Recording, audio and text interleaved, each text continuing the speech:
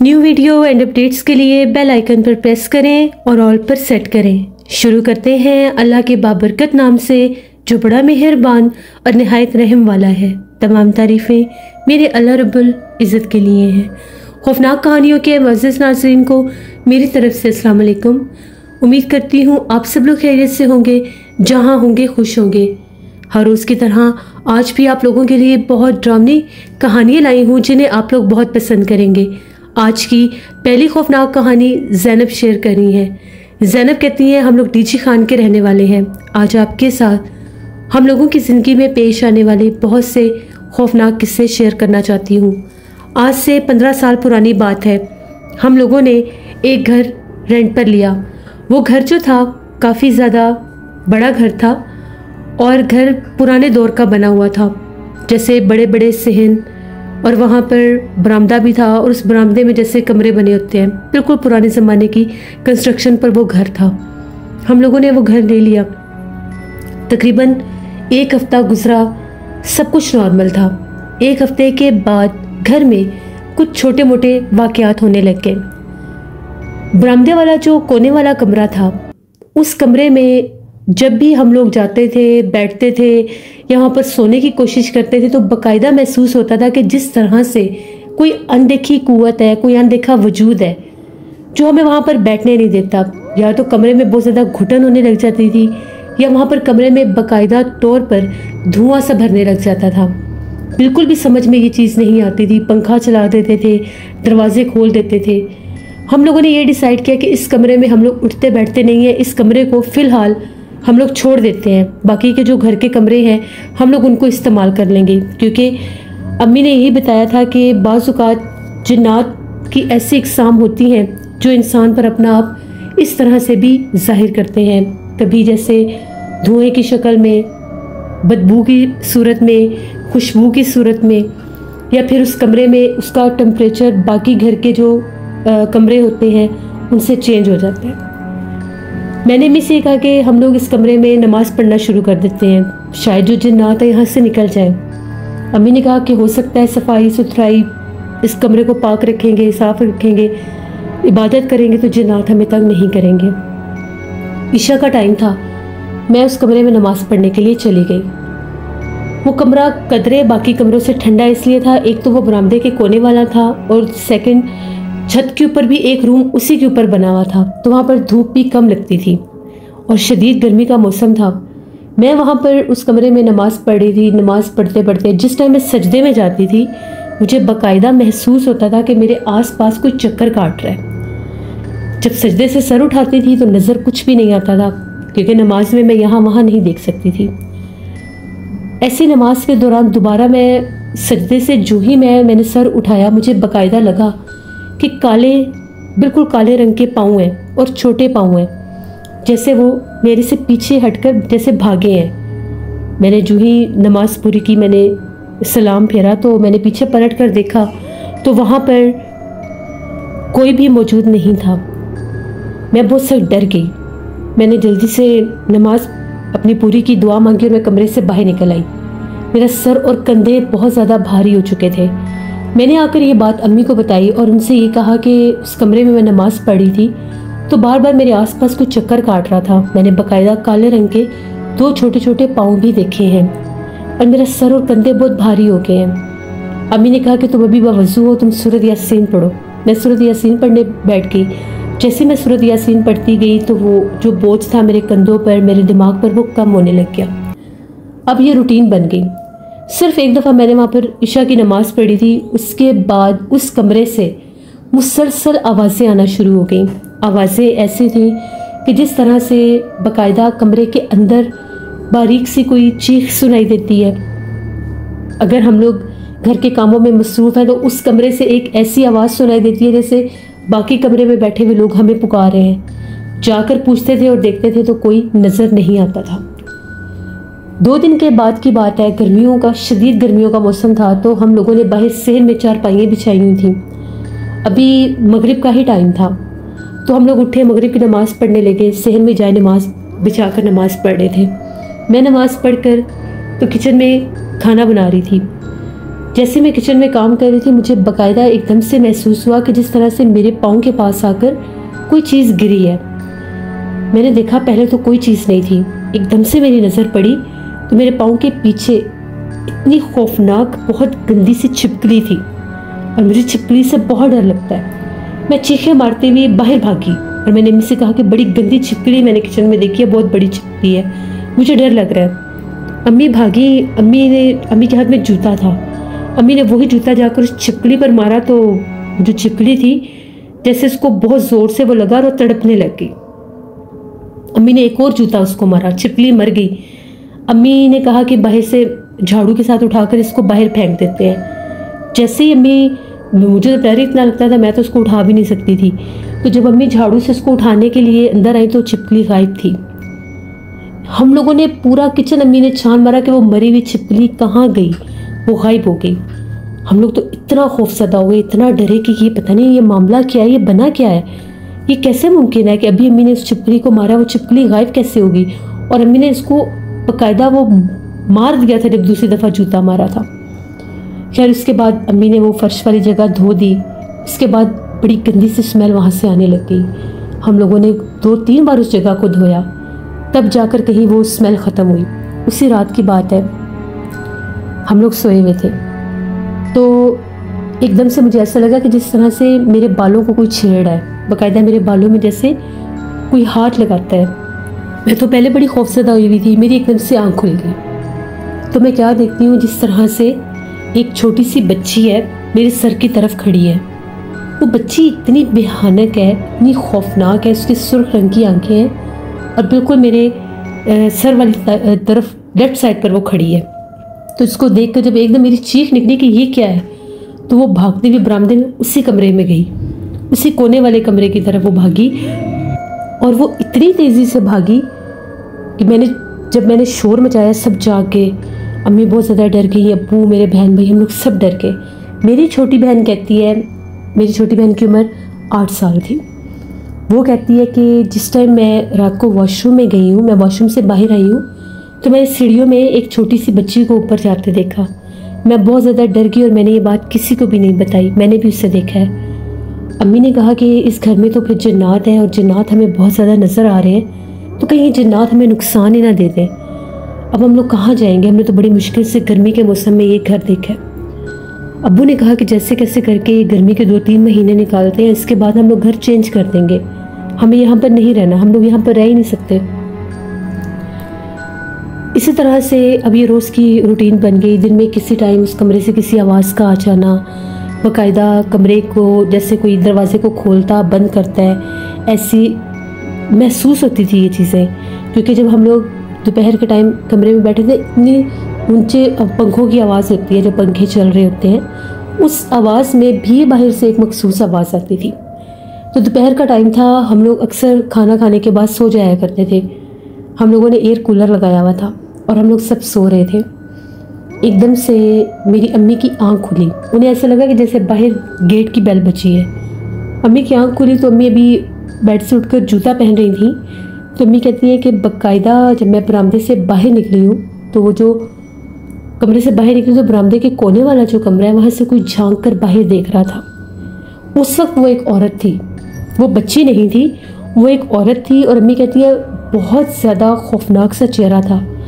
अम्मी बहुत ज़्यादा डर गई और फ़ौरन कमरे में आकर अम्मी ने दरवाज़ा बंद कर दिया।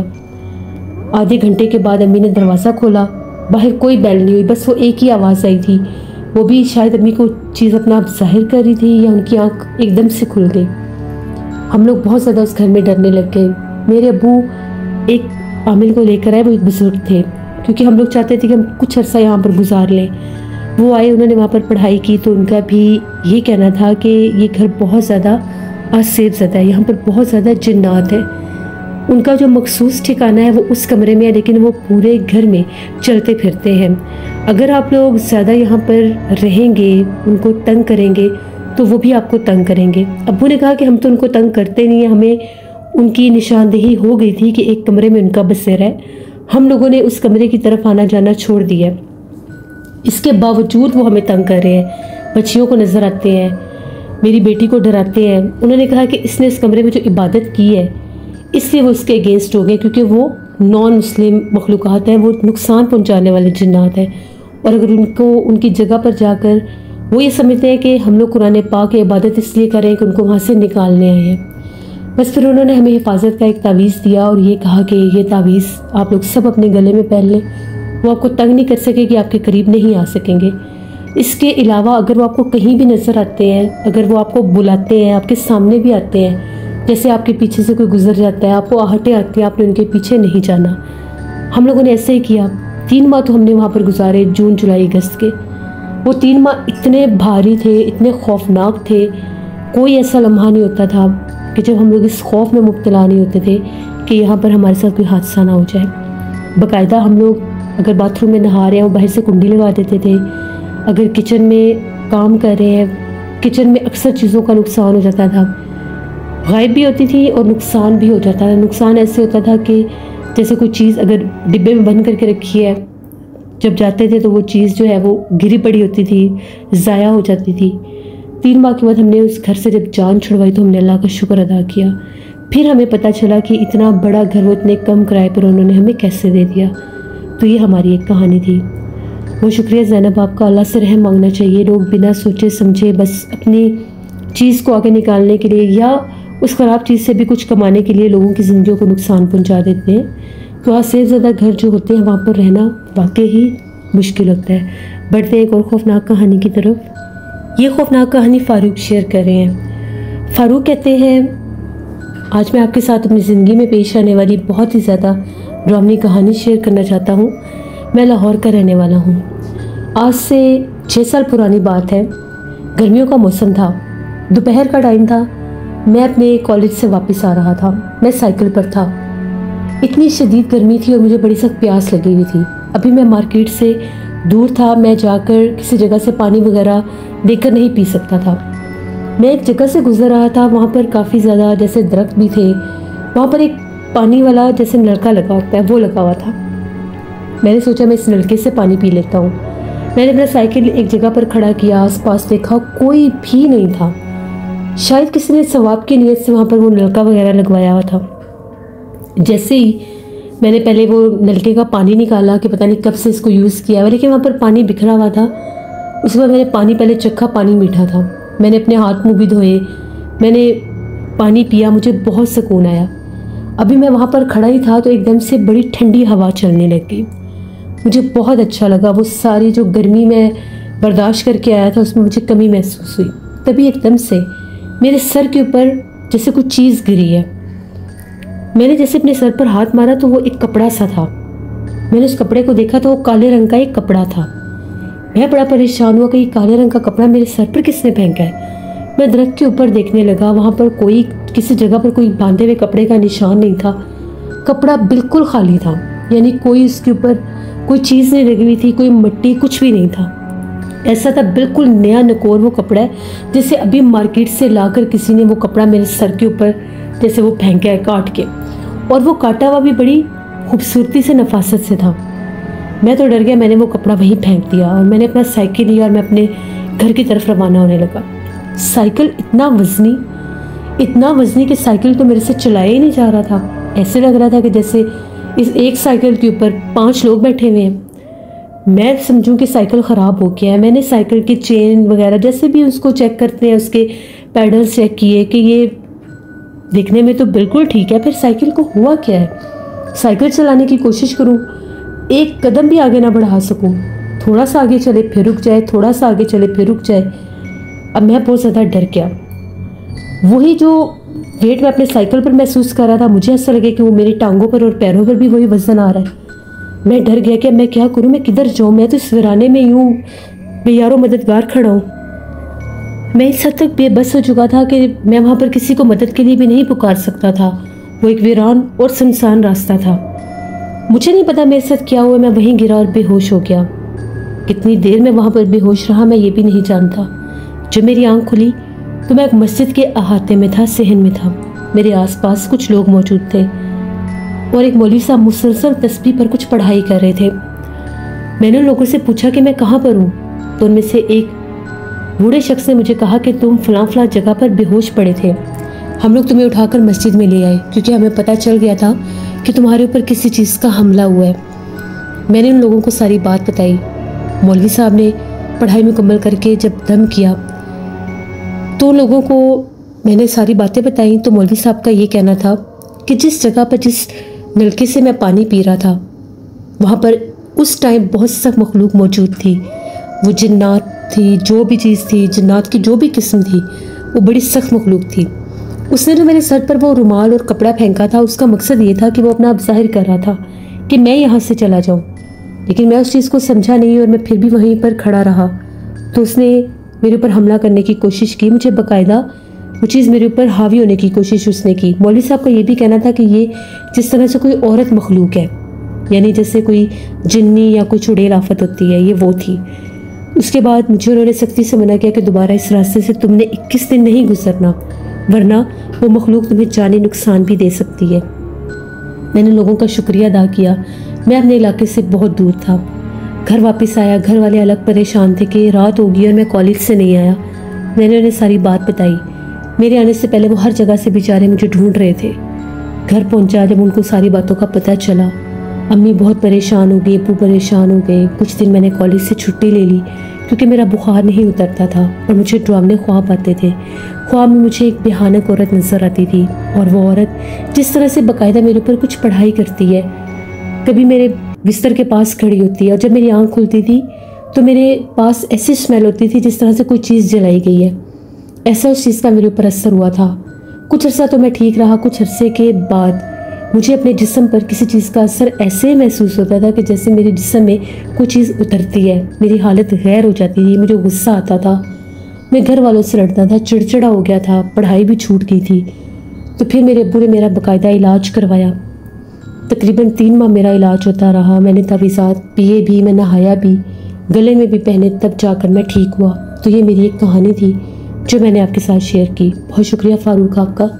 वैसे ये बात ठीक है, जो सुनसान वीरान रास्ते होते हैं वहाँ पर दोपहर के टाइम दरख्तों पर और ऐसी जगहों पर जिन्नात होते हैं।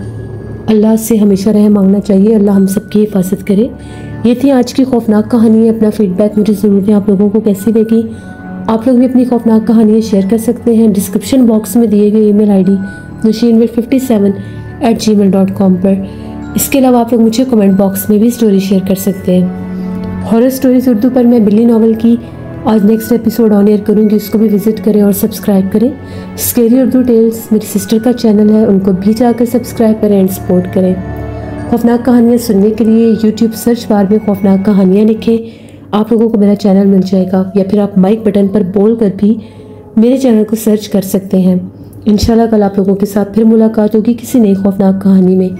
जहाँ रहे खुश रहे। Thank you for listening my stories. Stay blessed. Allah Nikhepan.